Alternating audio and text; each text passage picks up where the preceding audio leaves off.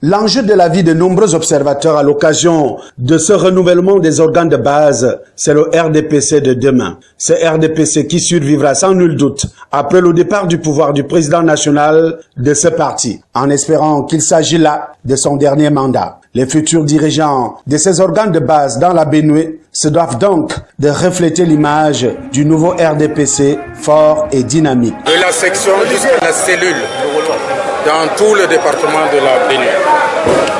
Mes sentiments, c'est que le RDPC reste debout. Le RDPC reste dynamique.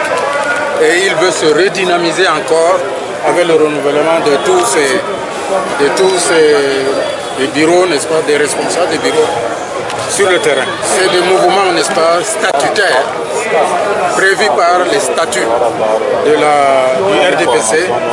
Et nous allons nous y employer pour donner un nouveau visage au RDPC dans notre département. Ce renouvellement des organes de base est un grand moment dans la vie de ce parti, surtout qu'il se tient dans un contexte difficile pour le Cameroun, marqué par les guerres dans le Nozo et celle que nous impose la secte islamiste Boko Haram dans la partie septentrionale, la crise économique mondiale et la survenue des grands fléaux tels que le coronavirus. La hiérarchie du RDPC insiste donc pour que les nouveaux élus prennent la pleine mesure des enjeux et des défis actuels. Pour le président de la commission départementale de contrôle de ce processus électoral dans la Bénoué, le sénateur Alim, les candidats qui seront élus doivent l'être sur la base de leur loyauté aux idéaux du parti, leur abnégation au travail et surtout leur patriotisme. En clair, un nouveau RDPC doit naître dans la Bénoué.